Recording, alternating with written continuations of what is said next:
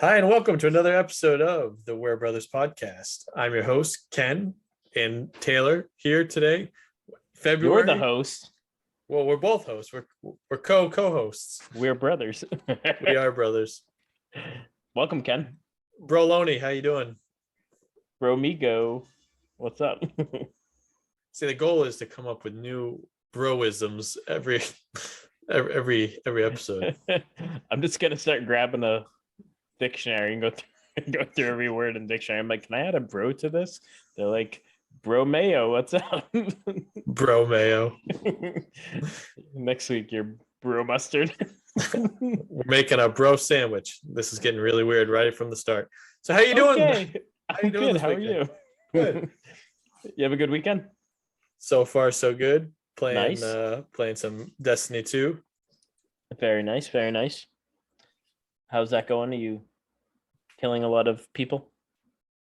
Yeah, kind of. Yeah. Playing through the campaign. I gotta tell you, I'm really impressed with the campaign. Very nice. For the Witch Queen. Yeah, best campaign that they've done. It's been playing on legendary difficulty. Made it through. Finally got through on that. And what's funny? Why are you laughing? When you said legendary, all I could think of was legend. Wait for it. Dairy. Yeah. It's been a lot of fun. So I made it through that this weekend. Finished up the campaign. Didn't get to do the raid launch this week, so didn't get to do that yet. Wasn't quite up to the right power level to do that, but next week I'll tackle Slacker. But other than that, not too much else is going on. We had a heat wave here in the Northeast. We did. It got 60. Into the 60. We only hit like 50s here. Oh, yeah, it's nice. Perfect. Yeah. But, snow is melting. That's right. When you're in New England and it's March and you hit 50 or 60, break out the shorts and t-shirt. Oh yeah, it was nice. Felt real warm. I was at Market Basket the other day and I'm standing in line and it was like maybe 30 degrees out, and I saw a dude walk in shorts and a t-shirt, and I was like, "Yep, that's Maine." There you go. Classic. Yeah. So, what do we got kicking us off on this episode 6? So, a few things that I want to touch on here in the news. One that I found interesting is have you ever heard of Evo, the Evo tournament? That's a negative, Ghost Rider. So the Evo tournament, otherwise known as the Evolution Championship Series, is a fighting game tournament. So it's held every single year in Las Vegas. This year's dates is August 5th through the 7th. But the story that is coming out of Evo this year is a game that's actually not going to be there. Can you guess what game that is? No, how about you let me know? What game is not going to be there? Super Smash Brothers. Nintendo has decided to actually pull that from Evo, which a lot of fans are not happy about. Can they give an explanation as to why they were pulling it? So apparently, the kind of the speculation is that back in 2013, Nintendo tried to shut down the Super Smash Brothers Melee tournament, and they didn't want they even went as far as to not even wanting any game footage live streamed. But due to fan backlash, Nintendo actually backed off and allowed that. So Nintendo has already had a history of being very, and as a game company in general, Nintendo is generally really protective. Yes, of how their titles and games and franchises are viewed and handled outside of Nintendo themselves doing something. So with that being said, Nintendo came out back in this past November, announcing that it was going to partner with the esports team Panda Global and host their own Super Smash Brothers tournament.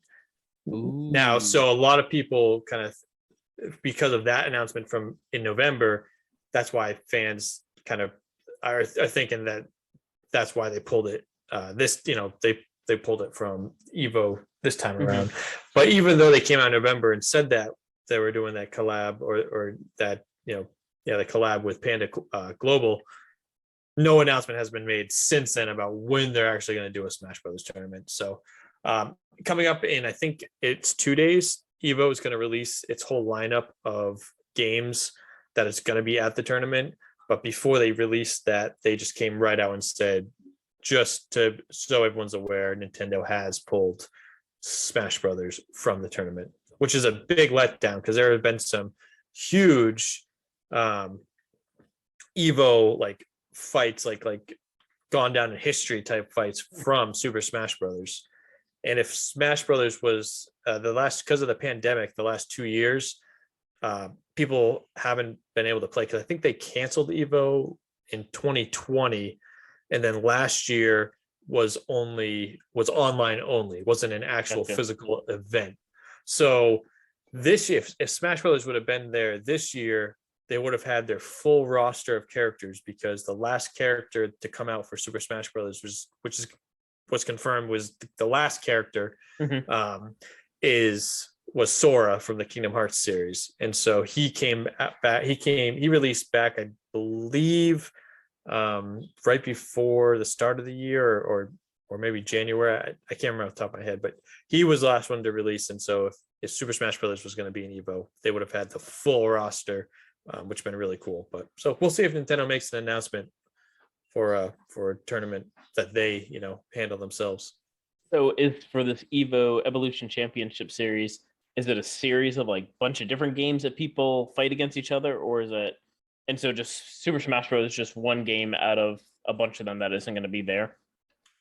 Correct. So Super Smash Brothers, yes, is one of many games. So obviously you're familiar with Mortal Kombat and Tekken and Street Fighter. Never heard of any of those. Yeah, no, not at all.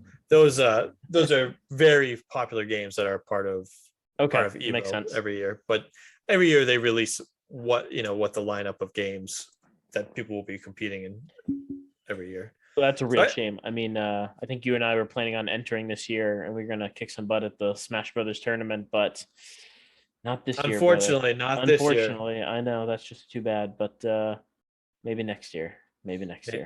Yep. But yeah, so unfortunately, like I said, Nintendo pulling Smash Brothers off that kind of sucks. I think. That's interesting. But as you said, they've always been very protective of their IPs. I feel like once the Mario Brothers movie came out and it was a complete and utter disaster, from that point forward, they were like, we are never giving our name to anything ever again unless we have like 99.9% of control over this thing. And I just think you've seen it in a ton of their stuff, especially even with older games that are online and ROMs and stuff. I mean, they've been notorious for going after people for releasing anything that they don't have control over. Which I get to some extent, but at the same time, it's like, all right, come on. They're still promoting your product. They're playing your game. What do you want from these people? Yeah, I don't know if I've seen another gaming company that has been that protective over their franchises as Nintendo has been. And obviously, as companies, they need to be protective, but sometimes I think Nintendo could go a little bit overboard when it comes up a little bit there, buddy. Something else I did want to mention real quick is back in I believe it was 2021, Sony, as in Sony PlayStation, Sony Interactive Entertainment, and Endeavor Esports venture RTS, they jointly bought Evo, and so essentially Sony owns and does Evo. So some people have said that possibly that's another reason why Nintendo pulled it. I tend not to buy into that. Are there Xbox games that are part of this Evo series as well? That's a good question. I actually believe that most of the games are played on PlayStation consoles in the tournament, but when they release the games list for the tournament, it will also show what console that game will be featured on and played on. Gotcha. That makes sense.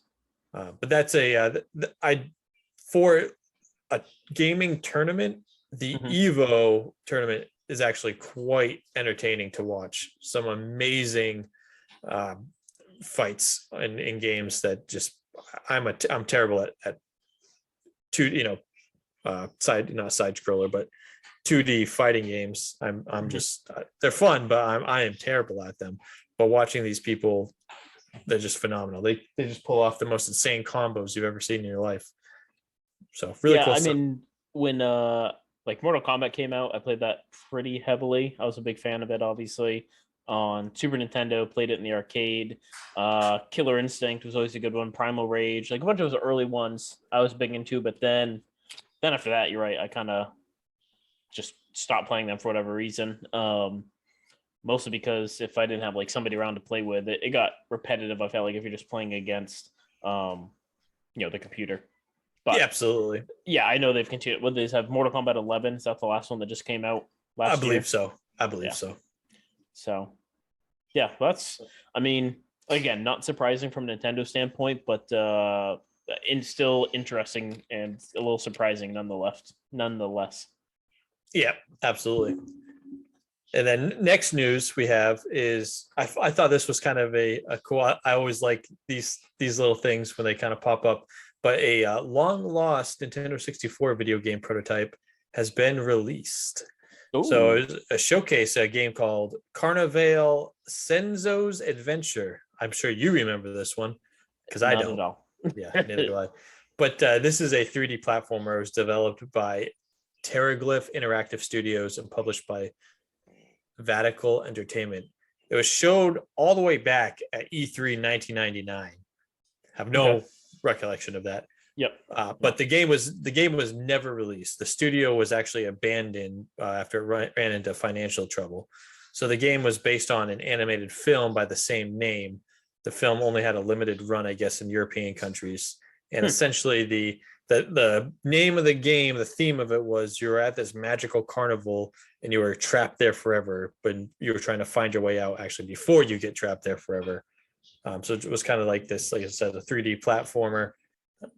If you look it up, like I said, Carnival Senzo's Adventure, pretty cool. I like seeing, unreleased game footage. Always find that pretty cool. So is it when stuff like that pops up? I'm assuming somebody found like the coding for it and either like finished it and then released it, or kind of put their own spin on it. So yeah, I think it was more just someone, they found the old code, the old coding for it, and just released it. Released what was developed of the game. That's pretty cool. I remember, I think it was the last year they announced there was I think with the GameCube there was a Star Fox game that was supposed to come out that never got finished, and then like that was announced last year that somebody had picked it up and like finished off the last pieces of it. That was supposed to be similar to like a Ocarina of Time, Jet Force Gemini type kind of adventure game. Looked pretty cool. I would love to get my hands on that and try to play that on emulator at some point. Yeah, it's funny. Speaking of Star Fox, I remember there was a few, or I shouldn't say a few. There was a one or two Star Fox games that came out for, I believe it was the GameCube, that I never got to play. That I thought it almost probably seems like it was like the next step from what was being worked on the game you were just talking about, because it was like Star Fox out of the ship with his, just with like his pistol and blaster and stuff. I think there was one. I could be wrong. I thought there was one that was released for the N64. Like I know they had Star Fox 64, but I think towards the end of its life there was like an adventure one. Although that may be the one I was thinking of that never got released for GameCube. But yeah, I like when you hear about stories like that. Old games that are being worked on that somebody else picked up and finished. Pretty cool. It is cool. So do you have any? Do you have any? Yeah, any news? I do actually. So I found two things that I thought were fairly interesting. So we talked about last week the Steam Deck that was coming out, right? Yep. And as you know, small game Destiny 2. Never heard of it. Never heard of it. Yeah. So apparently, Bungie has been warning people of a ban for trying to play Destiny 2 on the Steam Deck. I heard that. Yeah, I thought it was surprising. I guess it was something to do with like the software or the operating system that the Steam Deck runs on isn't supposed to be supportive of Destiny 2. and if you try to like hack your way around it to get it to play, it was causing a whole bunch of issues. So Bungie was basically saying, yeah, don't try to do this, or big trouble will befall you. Hmm. Did you read anything about that this week? I saw a few just headlines about it, just saying, yeah, if you like you said, if you have the Steam Deck, do not try to play Destiny 2. Do not try to work around it, which is too bad because obviously I'm a big fan of Destiny 2. I mean, I don't know how many people other than game websites or game influencers, so to say, actually have their hands on a Steam Deck already. I'd be surprised how many people actually do, but it's too bad because Destiny 2, I'd imagine, would be a pretty fun game to play on the Steam Play Deck. portable like that. But I think it Yeah, also goes to show for people who have been, if somebody's been trying to do it, the capabilities of that Steam Deck system to be able to run a game like that. I mean, it's a fairly advanced game to play on a portable like that. sure. I did see an article saying that Gabe, who is the owner and CEO of, oh, now I'm probably shooting myself in the foot. I hope he's the CEO, but he's the guy. He owns Valve, runs Valve, which is the Steam Deck. Steam. Yep. Yep. Anyway, he's been playing Final Fantasy 14, I guess, a lot on the Steam Deck, which is cool. Final Fantasy 14 is an MMO for Final Fantasy. Very so cool. Again, another game that it certainly doesn't. It's not like out there breaking graphics cards or anything, or leaps and bounds. But for just a portable console, like you were saying, for the power it has and what it can play on a portability standpoint, it's fantastic. It's really cool. I think like I said, I can't remember if it was last week or the week before when we were talking about the Steam Deck. I think it'll just be a great entry point for anybody looking to get into PC gaming without getting into a big gaming PC rig and the kind of intimidation that can be. Mm-hmm. So really cool to see how it goes in the future. So I did have one other interesting headline I came across. So do you recall, this would have been earlier in childhood, the Virtual Boy? Sure. Our cousin Nate had one. The whole original 3D scopic viewing and how terrible it was for headaches and eyesight and all these things. So it was all red, right? When you looked at it, everything was red. So you couldn't see a thing. Yeah, it looked terrible, but it gave the impression of 3D. So I came across this article on IGN earlier this week where the former Nintendo of America associate producer Jim Warnell was talking about how they did testing for this. Did you ever see the movie Clockwork Orange? I know of it. I have never actually seen it. There's a famous scene where they kidnap this guy, they strap him down a chair, and they tape his eyelids open to make him watch the scene. And it's horrific. And he said it was basically like a scene out of Clockwork Orange. And I quote, he said, this was kind of like what Virtual Boy testing was like. They would dilate your pupils. They would have us sit with our heads in this vice type thing, and they would shine light in our pupils. They would have these plastic rods. They would have them just barely touching our eyes, and they would say, okay, no matter what, don't blink for a minute. They would put us under just the most bizarre tests, just to make sure, the thing was safe to use. They would blow air into our eyes. They would have us play a Virtual Boy test kit for 10 to 15 minutes.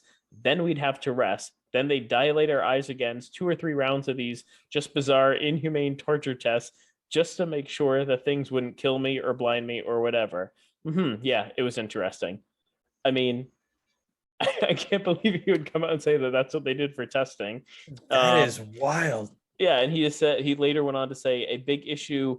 It says a former Sega president, Tom Kalinske, explains a big issue was kids got sick, threw up, or fell over when using this. We couldn't take that chance. So I wonder why the Virtual Boy system failed. That's so weird. You would have thought it'd been a smash hit with having all of these great results. That is wild. You could not pay me enough money to sit through bizarre tests like that. I know, but I mean, I can remember years ago, again, our cousin Nate had one, and we would play it for a few minutes at a time. I think he had a tennis game and maybe a Mario game. I think it was Wario. There's a Wario game that came out for it, and I think he only had 1 or 2 games. But yeah, I remember it being just very disorienting and very tough to see anything in the game. And just being like, wow, this is the future of gaming. It's going to make me sick. This is amazing. This is so cool. Yeah, this is literally sick, man. But yeah, I came across that and I thought that was pretty interesting. Yeah, Nintendo just coming out with all these torturing, things to get their system sold. That's right. Well, hey, sometimes with innovation, you gotta break a few eggs to make an omelet. I will tell. Have you used any virtual, 3D headsets Not any of other the than the Virtual Boy, like any of the new ones, like the Oculus or Oculus Quest? No, I have not. I've heard they're freaking amazing. And I would love to get one. I just like watching the videos of like older people using them and then smashing into walls and breaking stuff. It's usually the best. Yeah, we definitely should get one for Dad. Yeah, I was just thinking of him. You know what? If this podcast doesn't take off, we're just gonna film. We're gonna have a YouTube channel, Dad and virtual reality, and just upload video after video after video until he has CTE. Gold mine. And then the best part is once he has it, we can act like he's never played it before. Dad, you got to try this new virtual reality. But cool, let's try it out. And he won't remember that he smashed his face against the wall a week earlier. That'd be like the first time, every time. No, in all seriousness, no. I used the Oculus, the Oculus Quest. Okay. For the first time a couple months ago when Em and I were in California. I was blown away. I could not. I couldn't believe what it actually felt. I mean, I would actually put. My buddy had me put my headphones on, wear the Quest, and the game that we were playing. I'm kicking myself now because I can't remember the name of the game, but you were essentially, imagine if you were just standing on this conveyor belt, and so you were just constantly moving forward through the level, and guys would pop out and shoot bullets at you, and the bullets you could see them coming at you, and you had to dodge out of the way and then like fire back as you were moving through the level, and you had to like dodge and duck and like duck behind around objects and stuff. It was so fun, and like guys were running at you, and I was like, oh my god, he's gonna hit me. But no, it's just virtual reality. Not really gonna hit you. When I was go ahead. It's amazing. No, it's just awesome. It was really cool. When I was probably 12 or 13, our school took a field trip down to Boston. I think I told you the story recently, and we were in like Quincy Market area, something like that, and they had like a small arcade, but they actually had a virtual reality system set up there. There were like 4 pods, and a bunch of kids did it. It was so exciting. It was like $20 for like a couple of minute session, and of course we were all like, yeah. And it was kind of like what you just described, but this was 25 years ago. And you stood inside this like pod, and it would come around you, and you put goggles on, and you could like move around while you were like stationary. And same thing, you were blasting and shooting people and stuff. But I mean, 25 years ago, I remember playing that, being like, this is so amazing.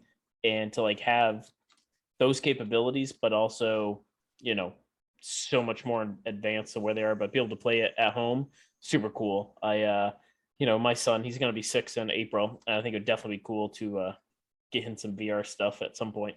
Absolutely. Yeah, he'd have a blast. And then I can watch him run into walls. Yep. Just remember, you'll be patching them up. That's crap. Okay. All right. Hey, when you have kids. Okay.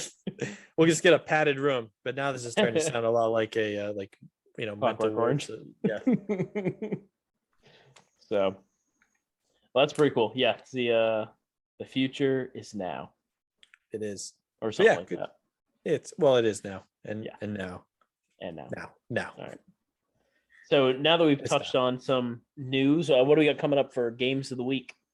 So not too many games coming up this week, but we do have a few.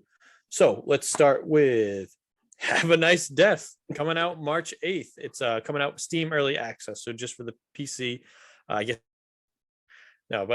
So Steam Early Access, and it's a 2D action roguelike game. You play as Death himself, I guess, who is very overworked.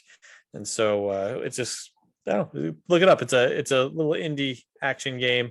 So you play as death, like you just go around killing people, and So the way it looks is like your death and your coworkers or your employees are apparently mucking everything up and not causing a big ruckus, and you gotta fix things. when Put things straight. I first read this, all I could think of was Death from Family Guy. Like you're just like, I gotta kill you again today, or yeah, people just touch them and they drop dead.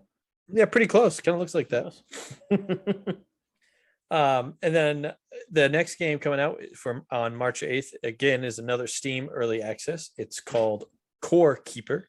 Okay. It's and this is Steam's description of the game. It's a dungeon crawler adventure game. Explore an endless cavern of creatures, relics, and resources in a mining sandbox adventure for 1 to 8 players. Mine, build, fight, craft, and farm to unravel the mystery of the ancient core. Wow. Sounds amazing. Sweet deal. Top Next of my game list. is Chocobo GP. Comes out March 10th for the Nintendo Switch. This is a sequel to the fantastic Chocobo Racing. For those of you who are unfamiliar, chocobos are a big bird creature from the Final Fantasy series. So What? this is a spin-off from Final Fantasy. No, but for the listeners out there who aren't familiar with Final Fantasy and chocobos, just imagine a big rideable big bird. I would want to know who out there is listening to this podcast that's never heard of Final Fantasy. Somebody's just like, oh, I'm going to check out this podcast about gaming, but they have no idea what Final Fantasy is. Hey, mom and dad don't know.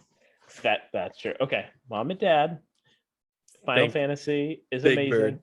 Big Bird. Picture Big Bird from Sesame Street, but he's fast. And he can ride him like an ostrich. He's basically like a giant yellow ostrich.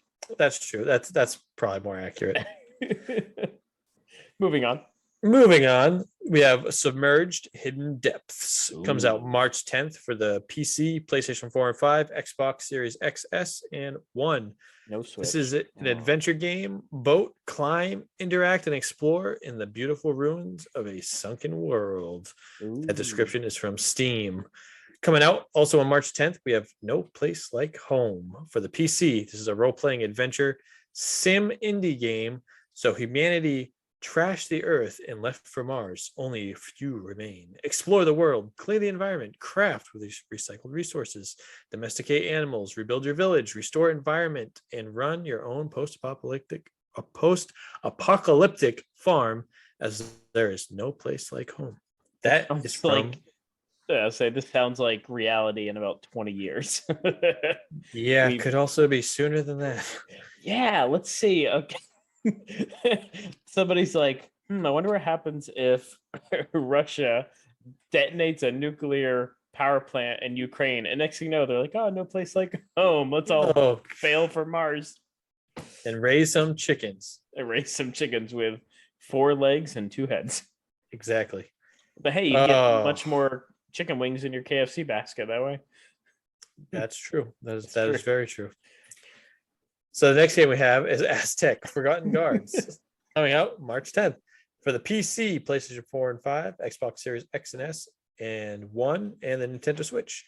Aztec Forgotten Guards, the Cyberstone universe action adventure game that follows Achille, a young Aztec woman in her quest to become a hero by wielding the power of the gods. You say Achille? Achille. Ackley? I think it's Ackley. Ackley. That's what I said.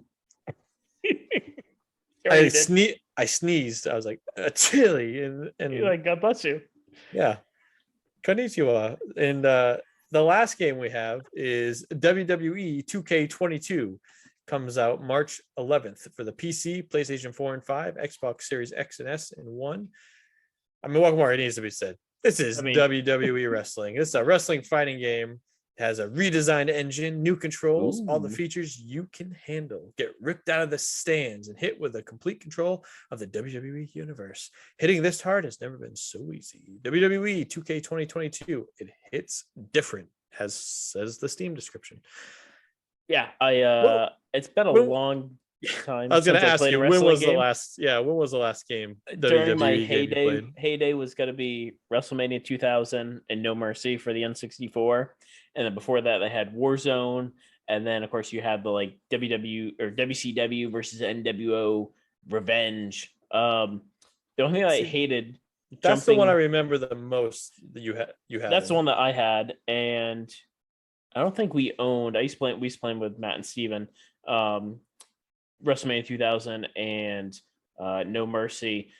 So the company that made those two also made the NWO or WCW versus NWO Revenge. So the controls were all the same, but then you would go to Warzone, which is made by another company, and their controls were completely different. It used to drive me nuts jumping back and forth between them because I'd be wanting to like do something, and next thing you know, I'm just there like taunting the player. So Oh I get yeah, pile drived. I'm like, no, I'm supposed to be grabbing the guy, but no, that doesn't do that on this stupid game. But yeah. I remember yeah, you playing those quite a bit when we were kids. yeah, and we would look at those games and think, man, these graphics cannot get any more realistic than they are today. It's just impossible. These just nail it, and not even close. Not even close. Where That's will right. they go next? Where will they go? Mars, apparently, according to No Place Like Home. You got that right.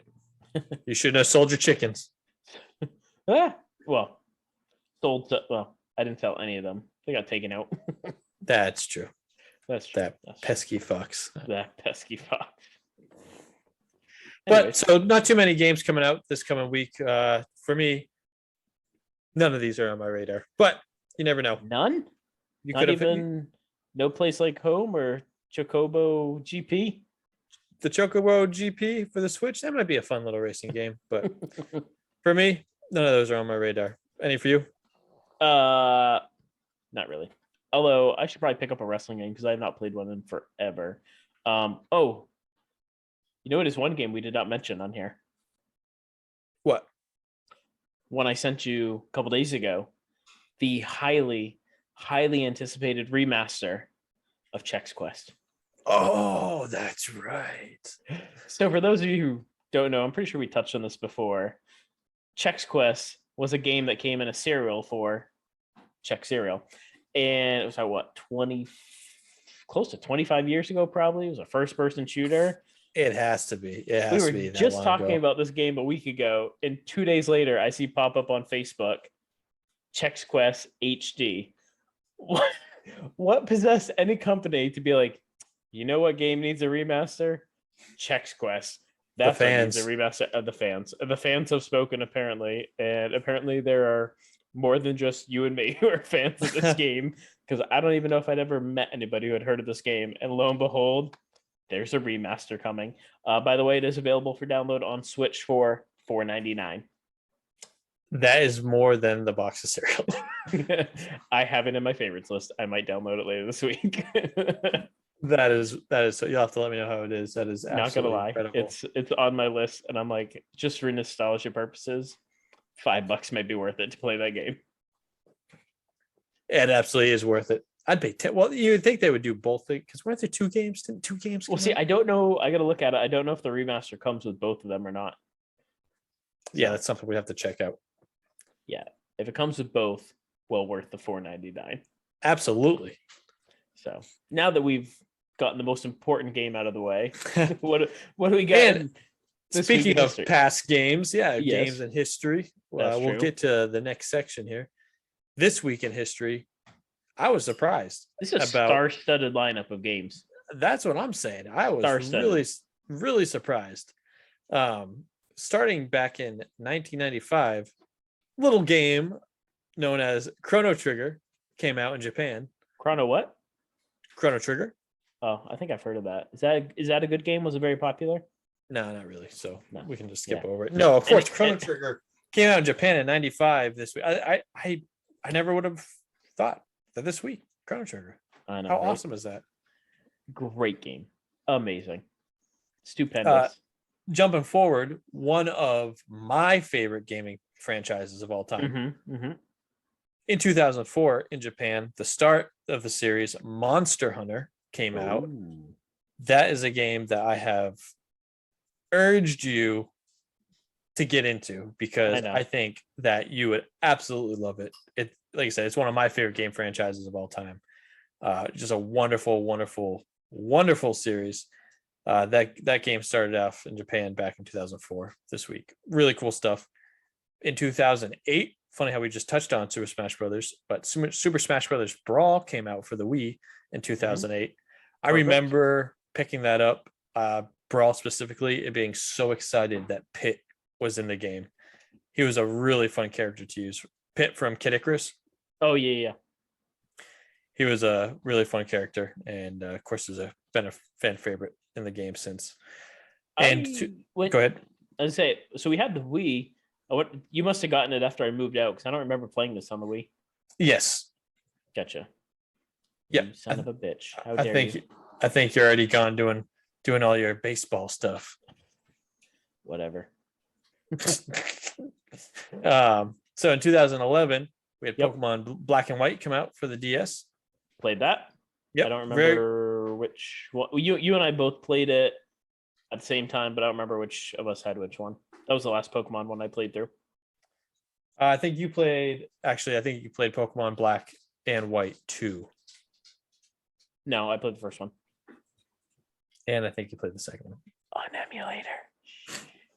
No, I did not play the second one. Oh. Yeah. Anyways.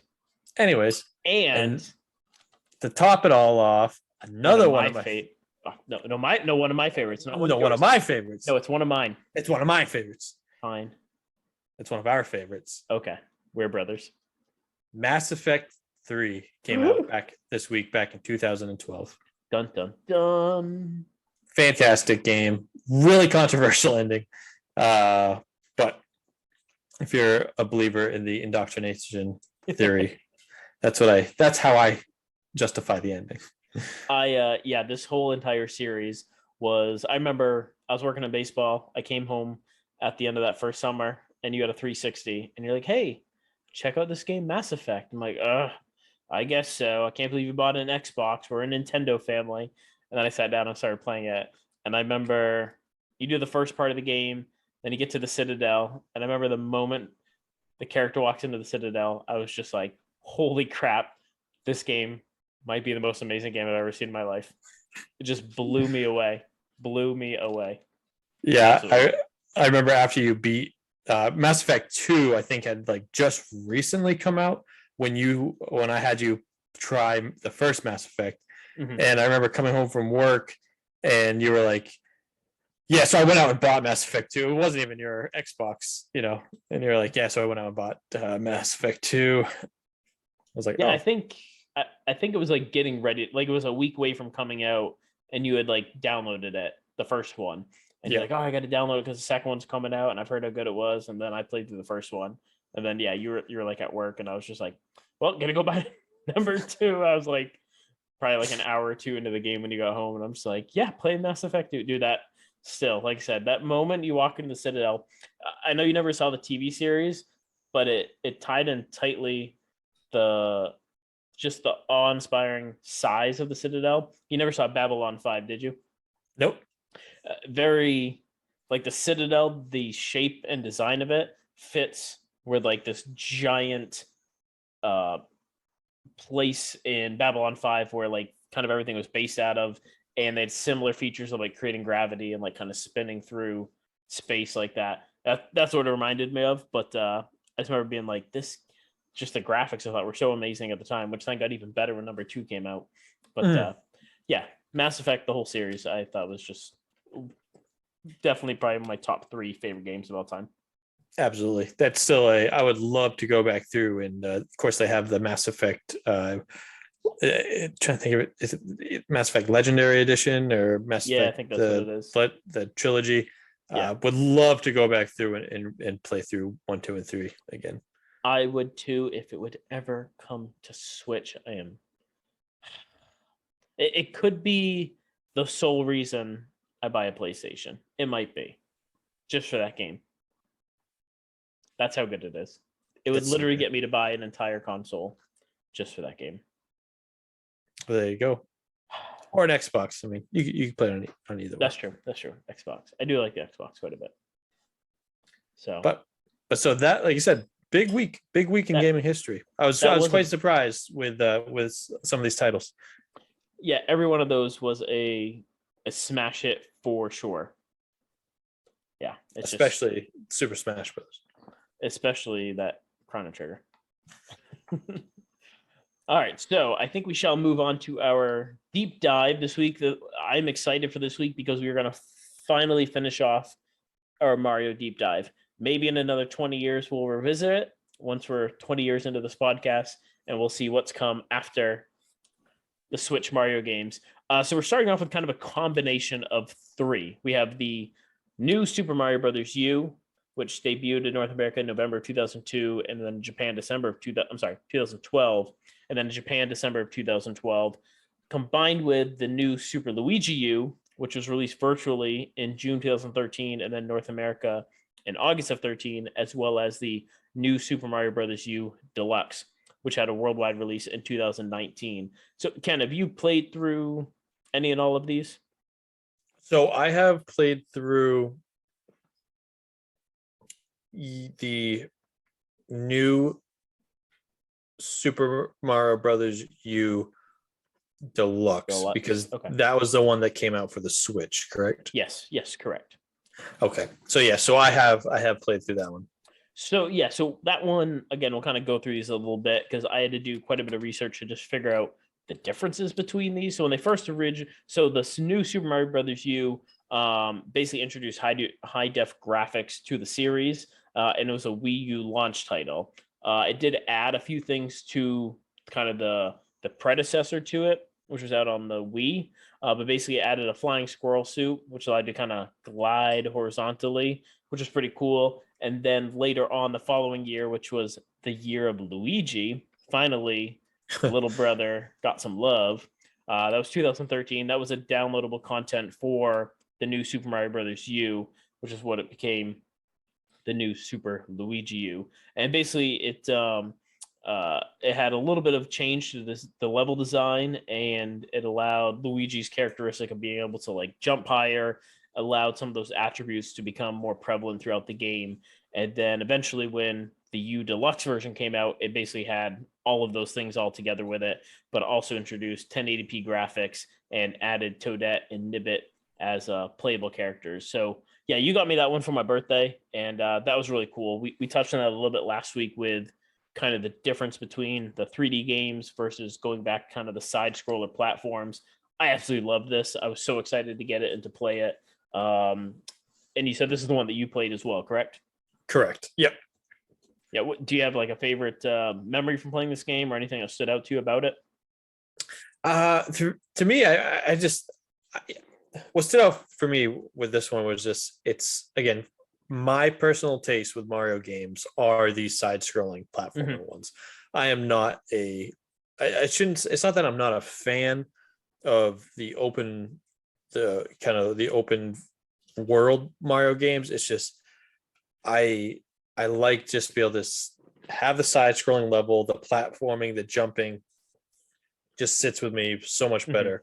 To me, that's just like the purest form of Mario, I think. Yeah, and that's how I have the most fun with it. And I just think this was such a great culmination of that side-scrolling Mario games. It just kind of had everything, that a fan of that style would want. Yeah, I mean, I feel the same way. Like, obviously, I loved, Mario 64 and Super Mario Sunshine. Haven't had a chance to play through Galaxy yet. That's going to be probably coming up soon for me. But yeah, the same thing. When it comes to these side-scrolling platformers, they're probably my favorite when it comes to Mario games. Again, they're just so easy to pick up. You don't really have to think a whole lot when you're playing them. It's just I kind of sit back and relax, and just the levels just kind of come to you. Like, there are things you can find throughout the level, but you always know what direction you're going, and it's right. Yeah. So you can go back and you can grab some stuff throughout it. Like right now I'm playing through Yoshi's Super Mario World 2 Yoshi's Island. And same thing. It's an old school side scroller. I had never played through it before, and I absolutely love it. Like, I don't have to use a walkthrough if I get lost anywhere. Like, you can play through it a couple times and find some stuff. And that's just kind of one of the things I loved about playing through this. It was everything I love from Super Mario Brothers 3 and Super Mario World, but everything's been updated. Like I said, the new graphics were amazing.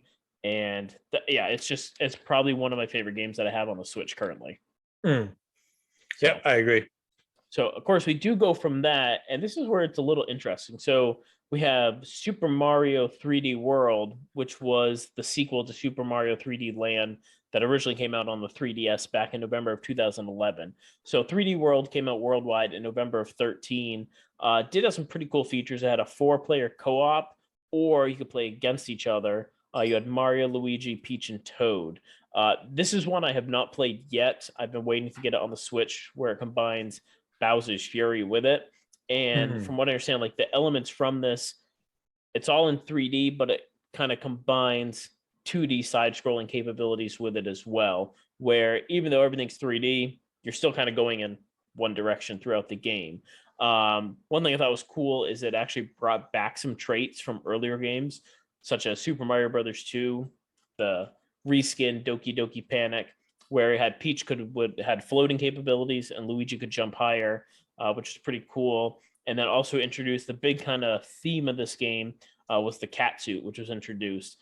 You could run and kind of pounce on enemies, but also allowed you to use the claws to climb walls, and you could also climb up different posts as well. And then they also brought back from Super Mario Brothers 3 the Super Leaf and everybody's favorite, the Tanuki suit. Mhm. So I thought it was pretty cool. It was just kind of a culmination, I think, of all of these things that made Mario great over the years. A bunch of things that people love from the early games. They also brought back. Do you know who Charging Chuck is from Super Mario World?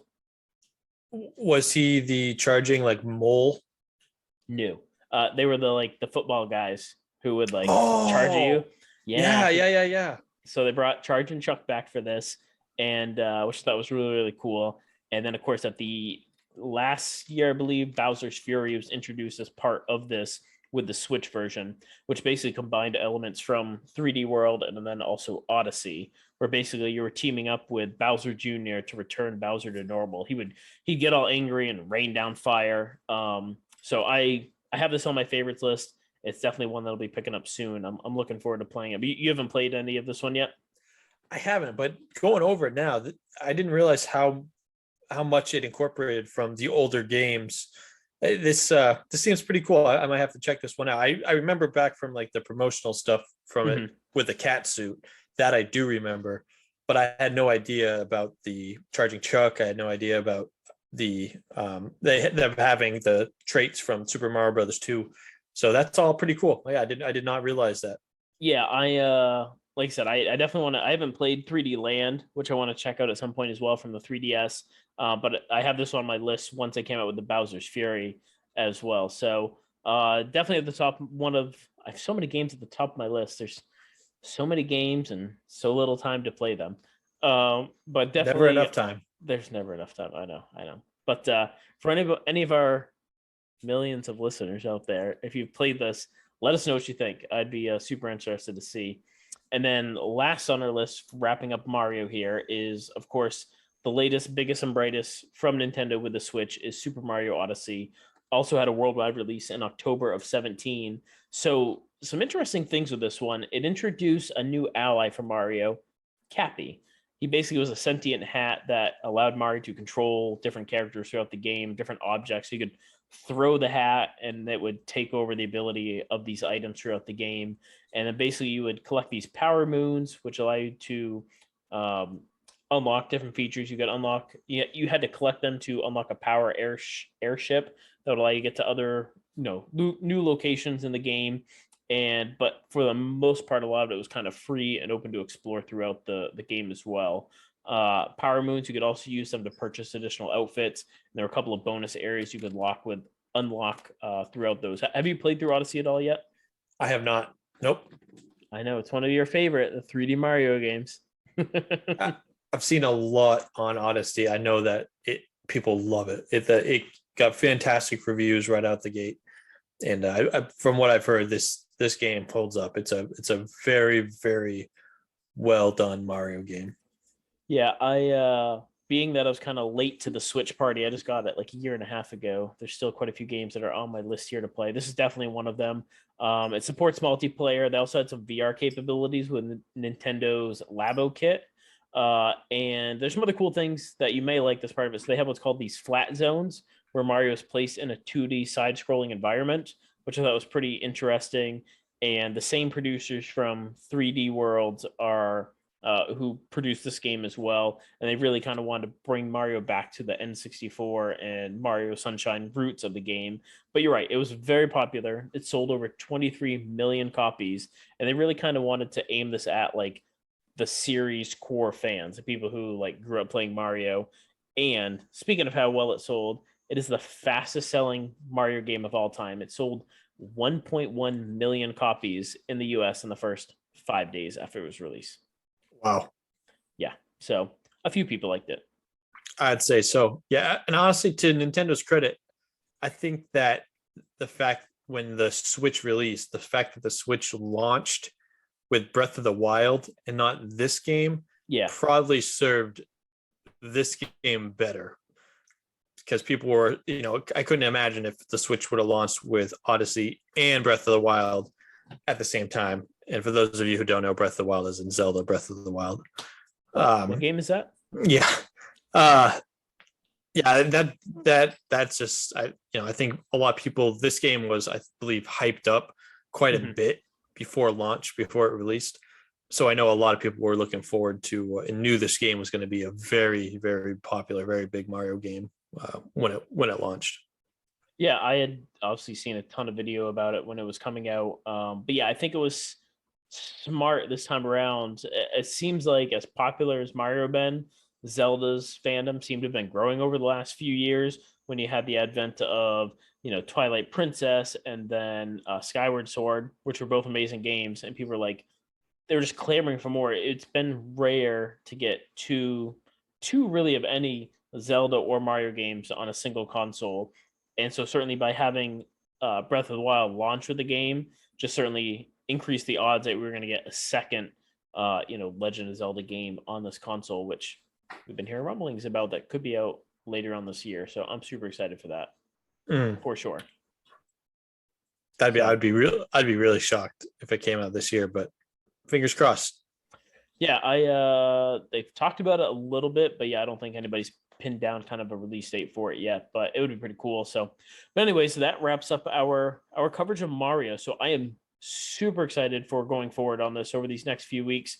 We're going to be diving into a couple different topics here, probably some top 10 lists for us, different series that we've been super excited about that we've played in years past. So we're starting to mix things up a little bit. We've kind of exhausted the Mario tree for quite some time, I believe. So we'll be moving on to some more stuff here coming up over the next few weeks that I'm really pumped for.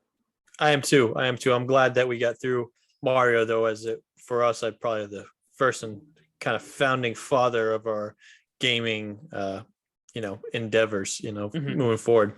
So it was really cool to touch on, learned actually a lot of stuff that I didn't know about with the Mario franchise. So same here. That's been probably for me one of the most fun things about these last 6 weeks of doing this is learning so much about him. Again, he's, like you touched on, for I think a lot of people was their introduction to video gaming, especially for our generation.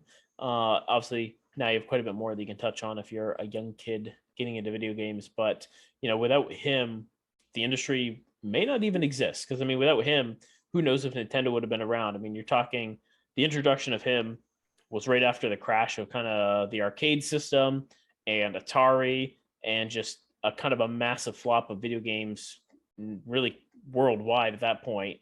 And without Mario, who knows if any of this stuff would be here right now. Right. Very true. Very true. So I felt like Italian plumber saved the day. That's right. Save the princess. Yeah. Kill Bowser, save the princess, go home. Plunge your princess is not in another castle. See, that's something that I always thought that Mario should have had was like use a plunger as a sword or something, Yeah, I remember in like the animated TV series, he would use it as a sword. He would have his plunger. Really? Yeah. Yep. He would have ones or a couple episodes where Is that the one where it started as live action and then Yes. it would go to cartoon?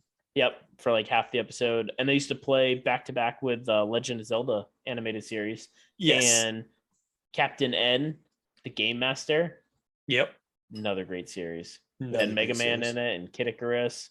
And what's his face from Castlevania? Simon. Oh, Simon Belmont. That's not what you're gonna say, was it? No, it wasn't. Yeah, the good old days of 80s Nintendo cartoons. See, that's what we need more of. Nintendo, you need to release some of your stuff. Let's get some cool stuff. There's a new Mario movie coming out. I think it's out later this year or the beginning of next year with Chris Pratt. I'm super excited for that. We'll see how that goes. Yeah. But I think we're all clamoring. We need some Legend of Zelda. We need some live action Legend of Zelda action. That'd be awesome. It would be. I would agree. Absolutely. Yeah, if I had to pick a franchise to put into live action, Legend of Zelda would be pretty sweet. I could do some cool stuff with all of the mythology of Zelda over the years. I mean, just think about that franchise, what you could turn that into. You could have like a series of movies that aren't necessarily tied together, just like none of the games are really tied together either. Right. So movie. That'd be pretty cool. They could do a TV show too. I think of. I know we were just talking about this franchise earlier in this episode, but Star Fox. I mean, you got Toad, Hare, Falco, Wolf, Star Fox, flying around in space. Yeah, I think that'd be an awesome TV Practically show. writes itself. Exactly. So Nintendo, get to it. And you know what else you could do a live action of? That's one of their IPs. Metroid. Donkey Kong. What? Yes. I was gonna say Donkey Kong. Can you imagine a live action Donkey Kong? Hey, they did a live action Teenage Mutant Ninja Turtles. That's true. But yes, the old Teenage Mutant Ninja Turtles, not the newest ones. Not the new stuff, which I have seen. Pretty cool. But come on, Secret of the Ooze. Can't be Tokar Razor. You take the ugly one. No, you take the ugly one. Which one's the ugly one? But no, back to your comment. Metroid would be awesome. You know who people have actually been clamoring to star as Samus in that? Who? Brie Larson. Really? From Captain Marvel. Dude, apparently she's a big fan. Last year for Halloween, she dressed up as Samus for Halloween. You know, I think I've seen that picture. Yeah. You know what? She is not a bad looking lady either. I think she could pull it off. I think if you finish the movie in under 2 hours, never mind. Oh God. Yeah. Fast forward. You're like, oh, I watched the whole movie in 30 seconds. That's so weird. But anyways, Nintendo, you need to give up some of your IPs here so we can get some stuff made into movies and TV series. Would be amazing. Yeah, it's not too much to ask. No, I mean, apparently they think it is, but I disagree. And we all know that what we want is all that matters, right? Yes, it is, because we're brothers. Come on, Nintendo. We're Brothers is coming at you. We're putting out a request. We need some live action Nintendo stuff. Absolutely. Yep. So, and if you agree or disagree, you can write to us at the Weird Brothers Podcast.com. We are also on Twitter and Instagram. And all of your podcasting. All of your podcasting platforms. That is not an echo. We plan this. Yeah, definitely. Anything else you want to add to this week there, Brony? I don't think so. Nothing off the top of my head. I appreciate coming back here week after week. This is episode 6. That's right. So yeah, I'm feeling pretty good. I appreciate all you. We just want to say thank you to all those who have downloaded and listened. Yeah, absolutely. 6 down and about a lifetime to go. 999,994 to go. We had 1 million videos and we'll be done. Although in 1 million weeks we'll be long dead, I'm sure. I'm sure. Maybe someday our kids will take up the mantle. That's right. We're Cousins Podcast. Brought to you by the We're Not Brothers but Cousins Podcast. I think it's too long. We can't fit that into a website. The We're Cousins Not Brothers Podcast. You never know. Somewhere down the road. Somewhere far, a galaxy far, far away. Who knows? By then they'll be doing the podcast on Mars. You never know. That's true. There's no place like home. Wait, what was that game called? There's no place like home. You got it. No place like home. Yeah. That's right. Well, All right, Bromigo, Chad. Yep. Rodonkadonk. I will catch you later. you have yourself a good rest of the night. Thanks You for too. showing up as you always do. I'm here. What can I say? Same bat time, same bat channel. Same bro time, same bro channel. All right. We're brothers. We're brothers. Peace.